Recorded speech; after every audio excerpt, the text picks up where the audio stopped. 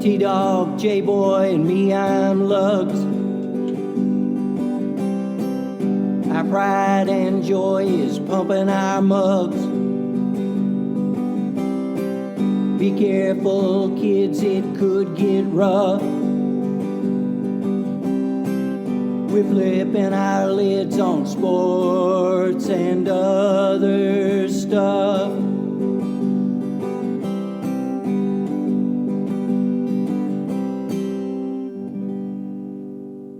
Welcome to Sport Weasel Central. I'm Lugs. I'm J-Boy. And I'm T-Dog. Yes, sir. So it's in the books. Right down to the wire it went. Super Bowl 57. And the Chiefs pull out a squeaker there. By now you've heard everybody's hot take on the big game, but we have a little bit more to say. Fellas, good to see you. Lugs, you're on the GTE hotline, I know, out in, I don't know where you are. It's an undisclosed location. He's at the Darkness Retreat with Aaron Rodgers. That's where he's at. Whoa. Wait. Truly. I heard a second voice back there. All right, so let's talk about it. Lugs, how are you? Good to see you. What were your biggest surprises? Question one. Biggest disappointments in the big Super Bowl 57? As far as the on-the-field stuff, not a whole lot. I was surprised that Rihanna is pregnant, I guess. But on-the-field stuff... Let's go right to that. Yeah. Here we are at halftime. Right, go ahead. That's crazy. I tell you what, if the MVP of that game to me is Jalen Hurts. I mean, what a game. It's too bad he had that one fumble. But it was a very interesting game, and I have no quarrel with that call of defensive holding. You know, it could have gone either way, and I don't think it would have made any difference at all. It might have given the Eagles the ball back with a little time, but other than that, it was a good game. I wonder about Mahomes' ankle. He's over there crying right before halftime, and then he comes out and he does a 25-yard scramble, and it doesn't seem to be hurting at all. So I just that was one of those moments where you're going, really? Is he hurt? But anyway, good for them. Good for them. Good for Kansas City. Good for Andy. Andy Reid, I think, called a great second half. Just a great second half. He saw where the weaknesses were and exploited them. What do you think, Dog? Yeah, T-Dog. It wasn't a blowout. Good for football, too. Yeah. And again, I will say this before I get into it. The only conspiracy I buy into, I don't think they care who wins the league. I don't buy that. I will say, since I want to say it was the Titans versus Rams in 2000. Yep. I think there's only been 3 blowouts, which I will give to anyone who wants big conspiracy. They're having the refs keep these games close. I don't think they try to decide who wins or not. Well, I don't think they care. The NFL wins regardless of who wins. I don't think it matters. But anyway, again, it was a great game. I get why some people are mad about the call, the hold. I'll just try to keep this brief on the hold. Sure. I get that people say it's ticky-tacky, and I know we'll get into Olsen and Kevin Burkhardt later, but I think Olsen did a great job of already this is his first year being, and maybe he has 2 with Fox as their number 1 guy. I thought he did a great job of tiptoeing around without saying, this game is over based on that hold, because essentially it was, because he knew after that they get an automatic first down and they can bleed the clock like they did to only 8 seconds left. And that's why he was so kind of frustrated that it happened. But I will say, going the other way is when you swallow the whistle, if you go back to the Super Bowl between the Harbaugh Bowl, Michael Crabtree was held by Jimmy Smith because they swallowed the whistle. And I think it was blatant enough they should have called a PI. So, again, it can go either way. So that's why I'm okay with the call on some level. And I guess it's easier to say because I didn't really have a horse in this race. Right. To some degree. But it was a fantastic game. And I agree with Lugs. Even in a loss, I just want to say this. Jalen Hurts, from where I said in the at the beginning of the season, he was a weakness, and it was mainly because Eagles are just strong everywhere. But you want to talk about a guy who's come a long way in his football career. You know, in 2017-18 NCAA championship, he was benched for Tua so they can make the comeback to win the championship. And he didn't pout or anything. He took it, and then he transferred and had a successful career in Oklahoma for a year, winning the Heisman. You know, and he was still taken in the second round, based even on all the accolades he had accomplished. He was taken in the second round. And at the end of that rookie season, he was benched for Nate Sudfeld in Peterson's last game. You know, think about that.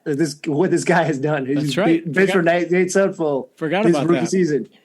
Then you go to last year when they made the playoffs, when Shane Steichen had helped, kind of took over play calling, and they tweaked the offense for Philly. Once they got into the wild card game against the Bucs, they dared him to throw, and that was their undoing, is he couldn't throw. Then you come into this year. I mean, Hurts probably wins the MVP if he didn't miss 2 games, to be honest with you. Because, again, in this game, want to give credit where credit's due. Chiefs defense shut down their running backs' running game. They shut them down. And so it kind of like the Bucs. And you know what? They dared him to throw. He threw for 304 yards passing. He had 1 passing TD. He had 70 yards rushing and 3 rushing touchdowns. I mean, his short yardage, goal line, 4th down, whatever you want to call it, running, is now up there with Jabbar's skyhook. It's essentially unstoppable. It is. It's unapproachable. Agree. Yeah, and you know, in this game, because like I said, I want to give credit to.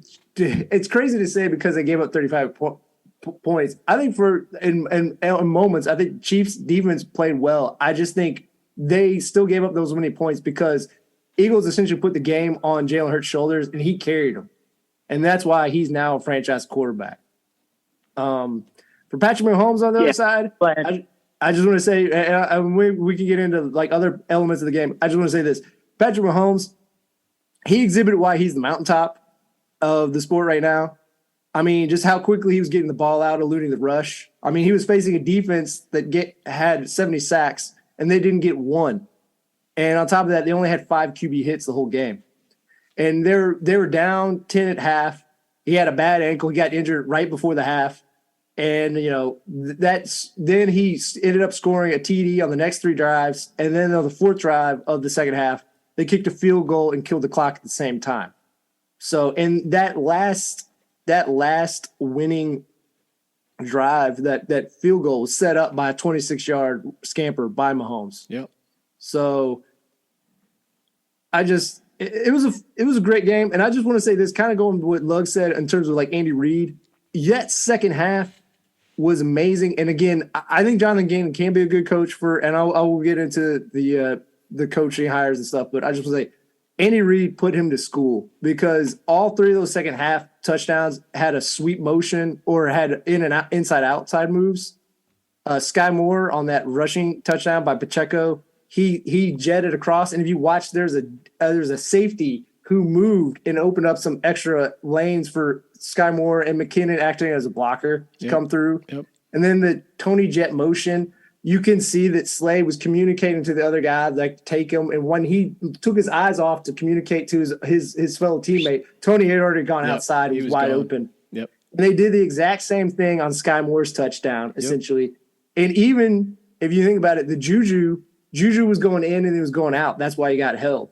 So, like, all their big plays were set up. And even if you go to the first half, the touchdown of Travis Kelce, he was in motion and he got stacked so that they couldn't put arms on him to, like, press him. So just a great job by Andy Reid and Eric Bieniemy, who might be leaving. But I just want to give them both props for a masterful job in that game. Lugs. Well, yeah. Like I say, Andy Reid, that was an amazing second half to come back and just assess what was going on and figuring out how to just take advantage of it. I would think that now the monkey is off of Jalen Hurts' back. He is an elite quarterback. Sure. I worry about Philadelphia now. You know, they've lost offensive coordinator, defensive coordinator. they'll probably lose Fletcher Cox to retirement, and maybe even Jason Kelsey.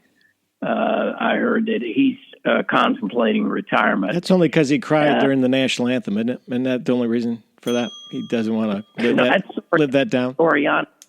Yeah, that's Nick. Well, I don't know. Mr. Kelsey looked pretty torn up too. He's biting his lip. Biting his lip.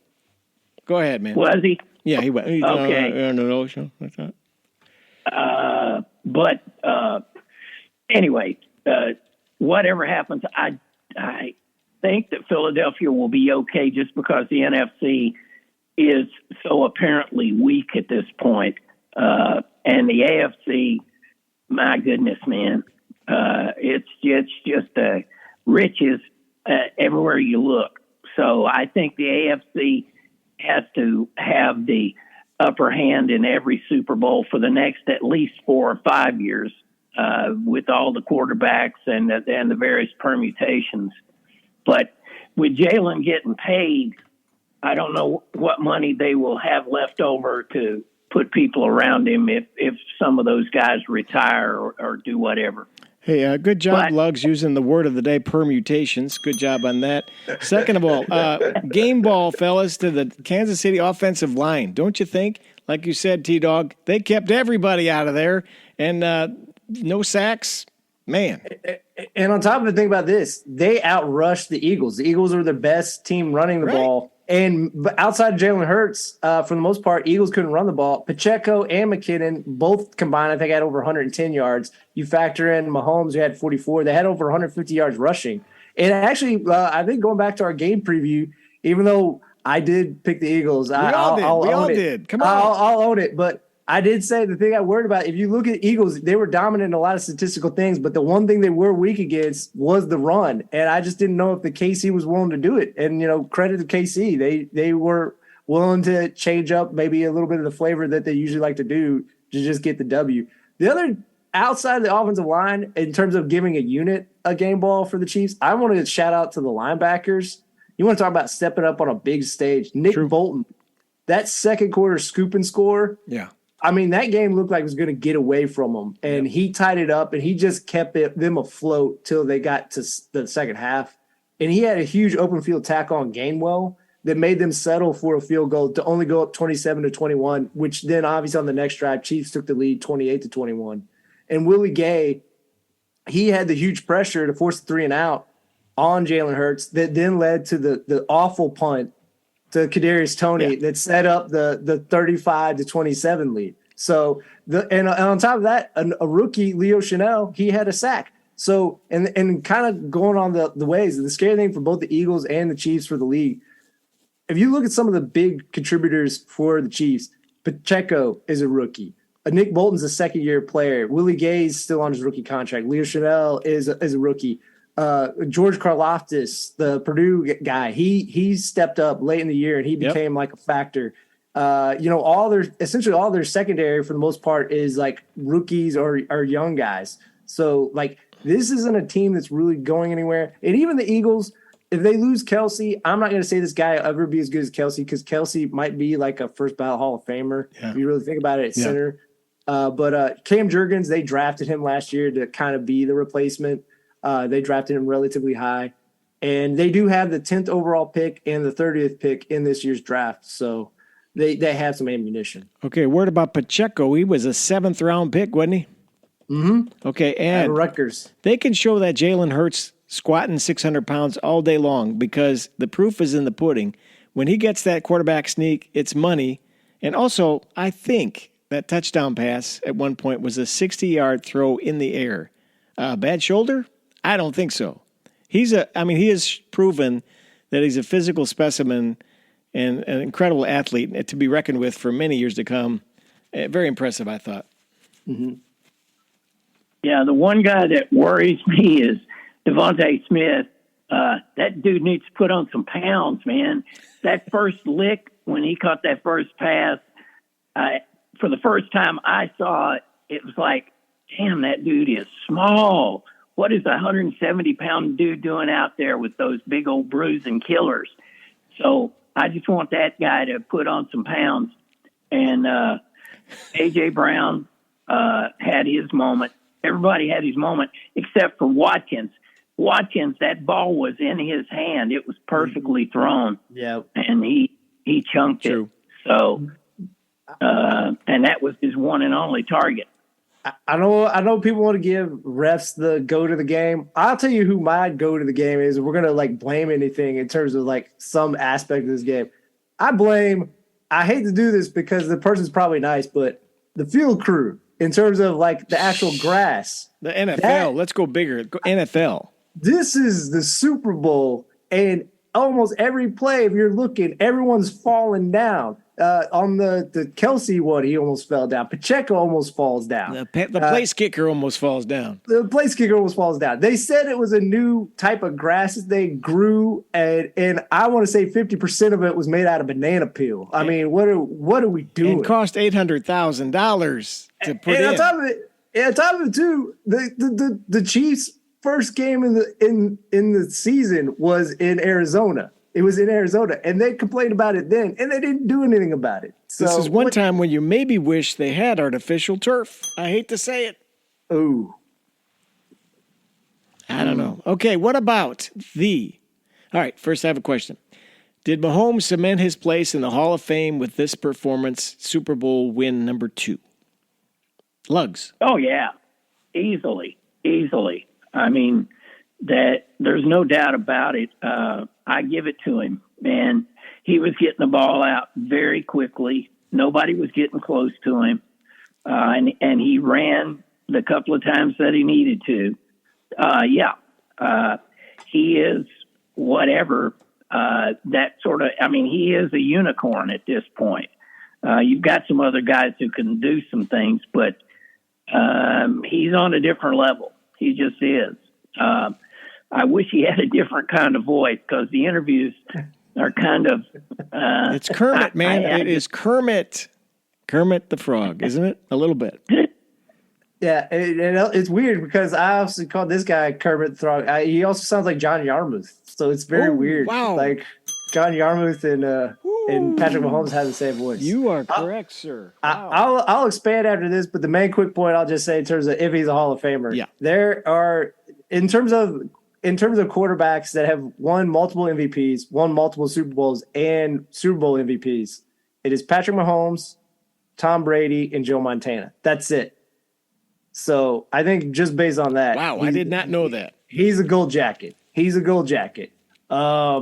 So 6 seasons in, he's a gold jacket. Yeah, and that's the crazy thing is he's still got multiple years before he's 30. So and again, as great as Tom Brady is, and this is I know I'm always going to come off as a hater, but Tom Brady, I don't know if anyone will have the longevity that Tom Brady had. Yeah, just because you see Mahomes getting all these nicks and bruises, different physique, right? Not as large, not as big. Yeah, it is. But Tom Brady had like a very prominent defense, and this Chiefs defense was good, but like for the most part, Patrick Mahomes has been carrying these teams early from like the jump of his career. And you know, everyone came into the season worrying about them not having Tyreek Hill. Well, they kind of showed you they did it with an ensemble of people. Juju Smith-Schuster, it took a while, but like he became like a legitimate guy. And I'm happy for him because everyone thought he was a bust after like having one great year with the Steelers. And I just think he got like the corpse of Ben Roethlisberger. Again, Roethlisberger's a Hall of Famer, but those last few years were rough. I don't think that was Juju's fault. And then you know, you look at Kadarius Toney, if he can stay healthy, which is a big if, you see like what he can do in those 2 plays, this touchdown or that punt return, he's special. So they've added some extra little weapons, and they'll probably keep adding again. And Sky Moore, it was a rough year for him, but I'm happy for him in the AFC Championship game. His punt return helped set up that game-winning field goal. You know, in regulation. And then he had the touchdown to put him up 35 to 27. So, you know, you know, he's gonna keep getting better. And like I said, like most of these guys are young. And again, as big as his contract was, it was kind of team friendly. So they're going to be able to have a little more wiggle room than a lot of teams. So Green Bay for sure. Okay, I'm just writing a note to Devontae Smith. Dear Devontae, run downtown and get a good meal and eat it every day to put on some weight. Signed, your friend, Lugs. Okay, I'll wrap that up and put it in the mail today. Just go to Geno's. Get some cheesesteaks. Load up on them cheesesteaks. Okay, can we move to the broadcast booth for a minute? Greg Olsen, Kevin Burkhardt, their performance. And here's a question. All right, they're going to pay $37 million a year for Brady when he takes over the booth in 24. How about just paying these two guys? I'll bet they're making about $5 million together, and they did pretty well. Your thoughts? Yeah, I think they were perfectly acceptable. I think everybody's That's kind of always lame, looking man. for- Perfectly acceptable? What does that mean? Well, basically, I mean, they were dudes just describing what was going on. They don't have a whole lot of, Greg Olsen as a color guy doesn't have a whole lot of color in his palette. It's mostly gray, but, they were acceptable. But the NFL is looking for that special kind of announce that Romo was going to be, and I don't know what happened to him this year, but he was not consistent. And I don't know that Brady is going to be able to be, that sort of outgoing, special kind of crazy guy. You're looking for that next Madden, and it's not there. It's just not there with Brady for sure. But I still think, quietly, I'm going to say this. All right, go ahead. Brady's coming back to play. There's no way he's not going to play next year. That's right. You know what? He is coming back. Where's he going to play, guys? You guys Want me got to tell something you? here? Breaking You news. want me to tell you? Go ahead. St. Louis Battlehawks! Oh, XFL! man. He's going for the other.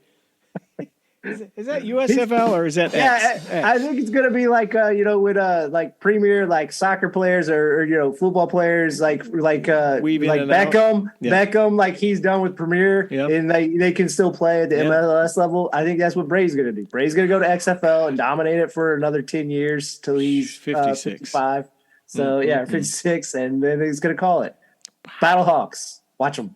All right. So would you rather have heard, though, Troy Aikman and Joe Buck, or were you happy with these two guys, T-Dog?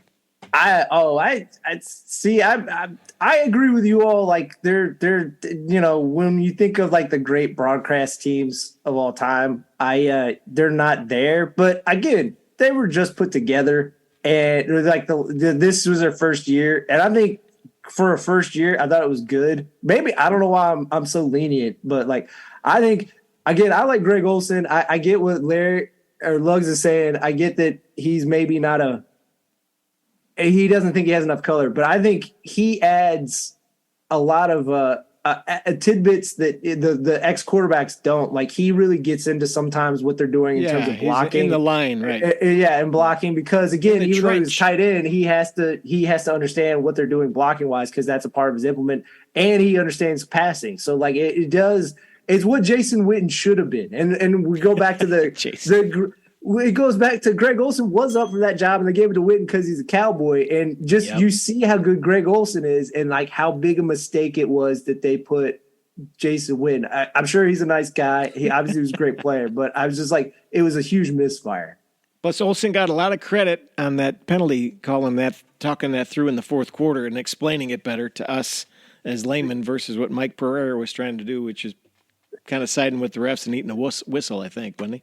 Yeah, and like I said, I understand people that want to be mad about that and said it into the game because, like he says, Greg Olsen, he didn't say the game is over, even though to a degree it was, because he said game altering game because rest in peace, this man just died recently. No one wants to Billy Packer, and just essentially what happened in that Kansas. Do you all remember which game it was? Was it Kansas North Carolina, Lugs? Where one of the teams was blown out. I think UNC was blowing out Kansas, and he said you can turn this game off. And essentially that cost him his job. No one wants to do that. So Greg Olsen, in his first year as the number one guy, effectively tiptoed around without saying, turn this game off. It's over. So smart play by the Chiefs at the end with Pacheco, wasn't it? Just sliding at the 1 yard line. It was McKinnon. You're right. McKinnon. And not running it in, staying in bounds, running the clock down. I mean, that, and he took away his own personal touchdown in the Super Bowl on top of it. That's a lot of guts and a lot of team play right there.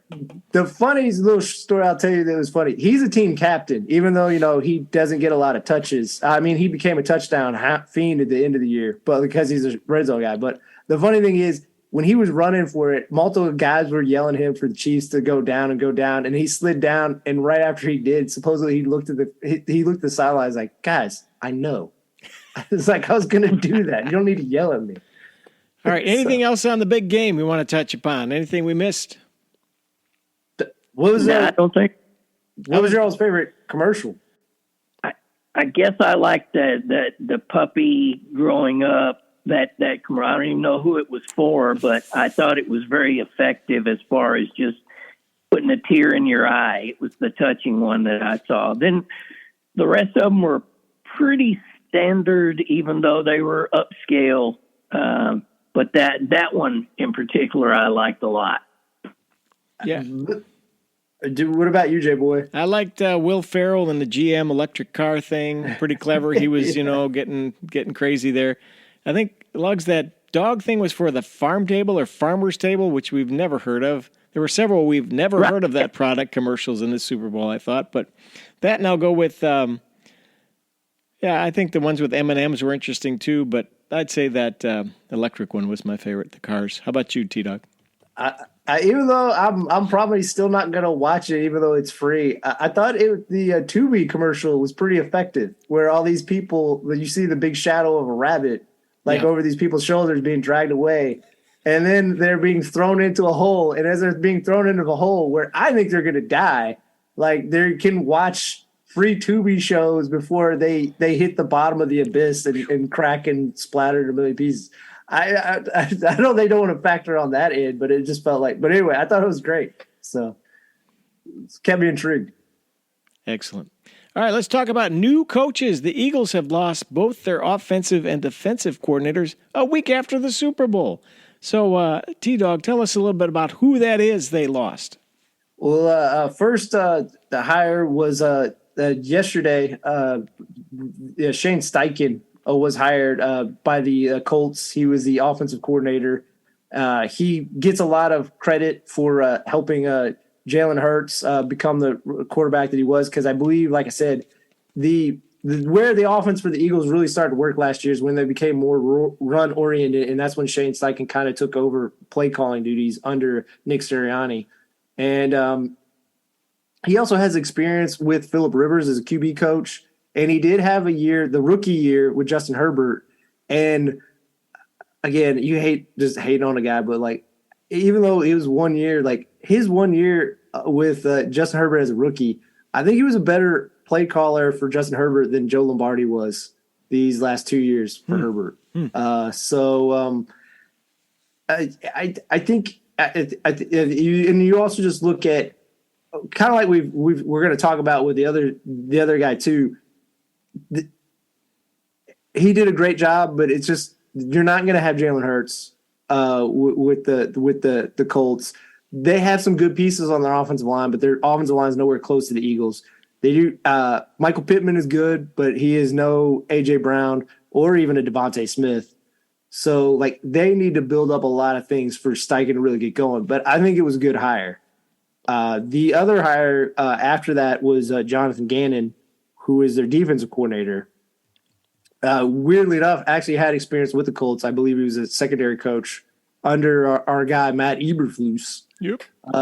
So he is now the Cardinals head coach, and they're both young. I believe Steichen is 37 years old. Gannon is 40. But Gannon, again, you look at he had a great defense, but they had so many. I mean, their defensive line went 7 or 8 deep of just a rotation, which he's not going to have with the Cardinals, because Cardinals on defense, they have Isaiah Simmons, who's intriguing, Budda Baker in the backfield. But a lot of the guys on the defense, I mean, they're probably going to draft a defensive player at the 3rd overall pick. I don't know if it'll be Willie Anderson or Jalen Carter from Georgia. I would assume they're going to go that route. But and also, you want to talk about weird bit of trivia.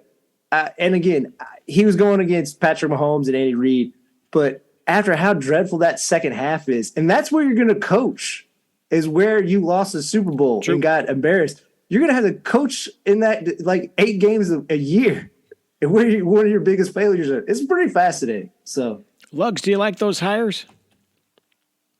Yeah, I watching that presser with Irsay when he's introducing him. Irsay is one weird looking dude, man. Hey, Irsay, he's sort of a are weird. bug-eyed or something. Yeah, they need a quarterback. They've got massive money tied up with Matt Ryan, and his career is over. They need to just pay him out and find themselves a quarterback. But I gotta question anybody wanting to go coach the Cardinals. You're stuck with a quarterback that can't stay on the field, a quarterback that has in his contract he has to make meetings rather than play video games. And a quarterback that basically got Cliff Kingsbury ousted. And I was no Kingsbury fan, but it's just one of those things. I think Kyler Murray's got like maybe 2 years left, and his career will be over because I just don't think he can stand up to it. And he's already got his guaranteed money. Why does he want to go out there and take that pounding? Just take the money and go play video games. Stand up to it? Did you really say that for the height challenged Kyler Murray? Stand up to it? Well, anytime he throws the ball, he has to run outside to get any vision downfield at all. I mean, when you think about like Drew Brees, he was a short guy, but hey, Kyler Murray, what's he, 5'9", maybe? So once again, we thank you for listening to 3 guys who are tall talking about sports. Okay. Well, to be fair, with his Mr. Gazoo helmet, I think he is 6 foot. It does feel like Kyler Murray's helmet seems extra large. The green dot extra big. Okay, question. Eric Bieniemy, I heard a statistic today. He's had like 16 different head coaching interviews and gotten none of them. Fellas, what's up with that, and will this be his year? Well, I think that he suffers from being in Andy Reid's shadow. Nobody's going to believe that he can has do it. a lot. Okay. That he has a lot to do with that offense. The only way, I mean, it would be a lateral move, but I would say, he's going to go if he's going to go anywhere, maybe Philadelphia or something like that. But why would you leave? Even if you have aspirations to be a head coach, I would still ride it out 3 or 4 more years with Patrick Mahomes and Andy Reid. I mean, it just, why walk away when you're going to the AFC Championship game consistently and getting into the Super Bowl fairly consistently? So I don't know what's going on, but I suspect it's just people think it's all Andy Reid, and he just basically takes care of the plays or whatever. Okay, T-Dog, before we get to you, here's a thought. What if Andy Reid, who's 64, retires, will Clark Hunt say, Eric Bieniemy, you're my head coach? Go ahead. I think he would be on the short lease, but even after the Super Bowl, where not to be Terry Bradshaw, I mean, I know we might be close, but always being like Waddle over here and having cheeseburger on us, it's like, all right, well, first off, you shouldn't be pot calling kettle black. He's too old. I saw that Doritos commercial. It was like, man, you can't be poking fun at anyone. Anyway, Andy Reid's not going anywhere because, again, kind of like we're talking about in terms of his legacy, he's won 2 Super Bowls. He's won 100 games with 2 teams. I believe he's second in playoff wins after Belichick. I believe he's now probably in mid-20s. In terms of more than that. Yeah, he's got a lot. Right. So, and also, like, think about it. Patrick Mahomes, like, he still has some great years left. If you think about it, Andy Reid's probably just reinvigorated by this whole run. So, I don't see him going anywhere. And Eagles would be an interesting spot, but Brian Johnson, who was their QB's coach, it's not happened yet, but it sounds like it's all but going to happen. that he will take over, because obviously he gets a lot of credit too for helping develop Jalen Hurts. And actually, Eric Bieniemy is interviewing with the Commanders to become their offensive coordinator because, again, he wants to be a head coach. And I think it is one of those situations where, obviously, we don't usually get into it.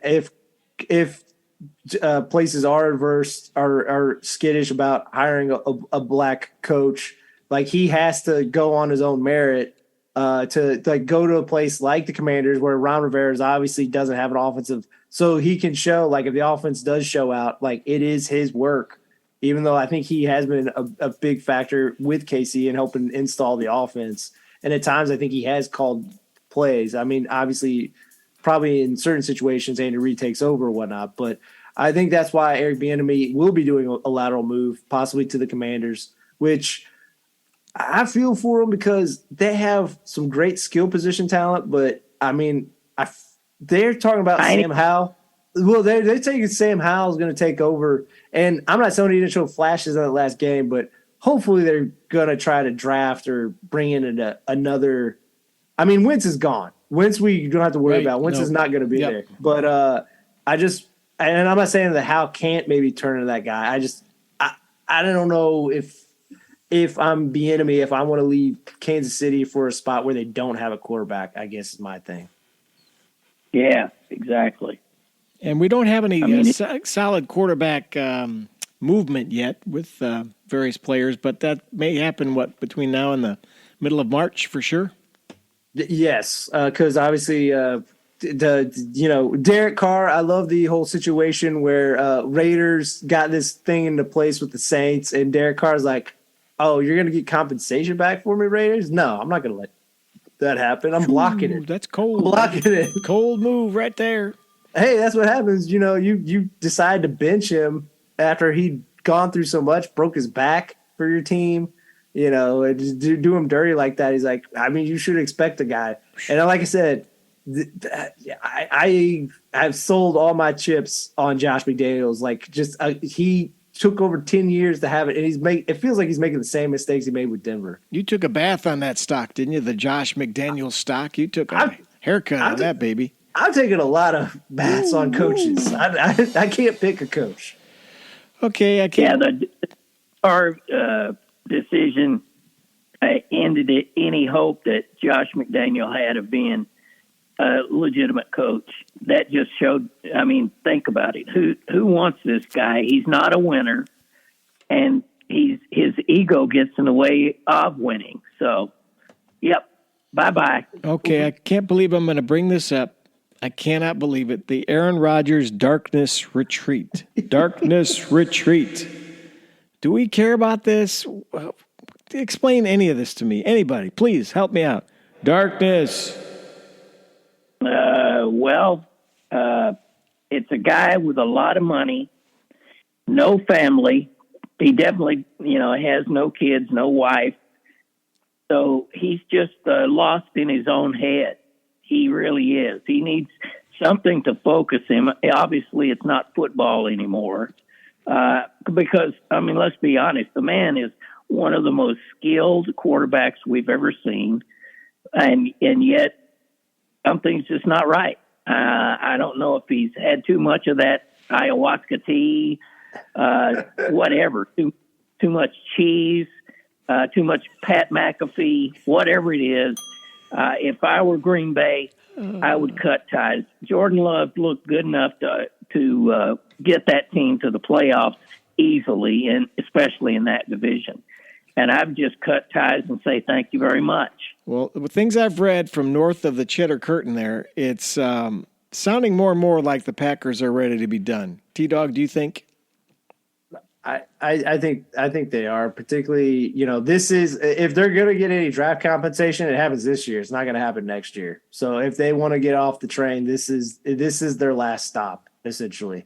And to be fair to Lugs' point, maybe he's more bullish on Jordan Love than I have. I'm not saying he didn't show promise, but again, you give this year to Jordan Love. If he doesn't show anything, if your whole season goes in careening off the side of the mountain, great, because then maybe you get a shot at Caleb Williams or Drake May from North Carolina. You get one of those possible draft prospects for next year. So yeah, I'm with you all. Like, I don't think Aaron Rodgers is all of a sudden going to get over the hill that he hasn't been able to overcome, since he won the Super Bowl, I think back in like 2010 or whatever. 2010. Yep. Yeah. So like, I don't think it's going to happen this year. So, I mean, yeah, you can have another great year, but they're not going to win the NFC. They're not going to win the Super Bowl. I think it is better to move on, give the Jets what they want so they can, so they can be what essentially the Packers are now. They could be a team that's maybe constantly in the playoffs, but once they get to the playoffs, they fall short. And, why wouldn't Green Bay at this point, like, make that move?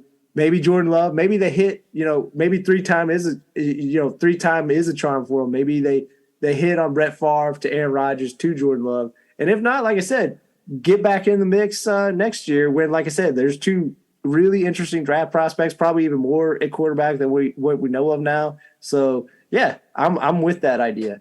So, and this will be Love's fourth year coming up, right? 23, 24, right?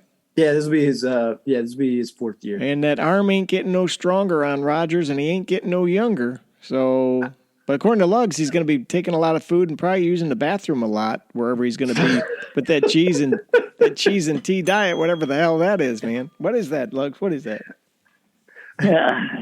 Who knows? I mean, they could be feeding him anything. He's in the dark. It's like, yeah. Do you think they just slide stuff in a slot and it says, here, try this? Yeah, I do. I think when you sign up for that deal, you're signing up for, think about it. Here you got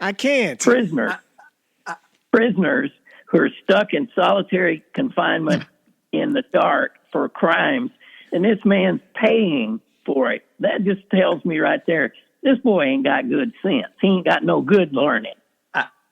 I just like the kind of embellish off of what J-Boy said. I like the idea of like KFC or the Yum brands, using the darkness. They actually sponsored like darkness things where they just feed in like, hey, here's the double where it's just 2 chicken patties with bacon and cheese. And it's like the bite is like, oh, this is nasty. It's like, all right, check it off. Here's our new ranch sauce. Yeah.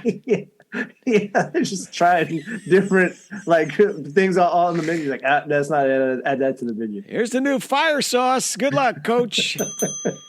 Oh, wow. Well, he's a crazy man. You're right. He's got nothing else to do, so we got to hear all about it.